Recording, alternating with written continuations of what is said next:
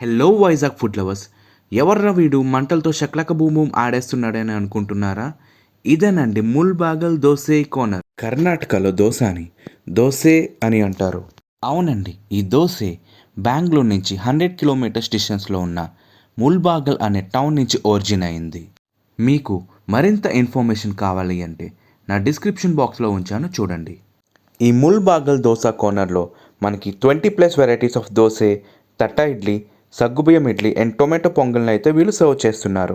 ఈ దోసే స్పెషాలిటీ ఏంటి అంటే ఇట్స్ ఫుల్లీ మేడ్ ఆఫ్ గీ అండి. ఒక పక్క క్రిస్పీగా, మరో పక్క సాఫ్ట్గా గీ ఫ్లేవర్తో వాళ్ళు సర్వ్ చేసిన పల్లీ చట్నీ అండ్ పండు మిరప చట్నీతో తింటే అద్భుతంగా ఉంటుందండి. నేనైతే కారం పొడి దోశ అండ్ కారం పొడి మసాలా దోశ అయితే ఆర్డర్ ఇచ్చాను.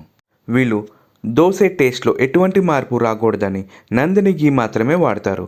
అది కూడా బెంగళూరు నుంచి ఎక్స్పోర్ట్ చేస్తారు.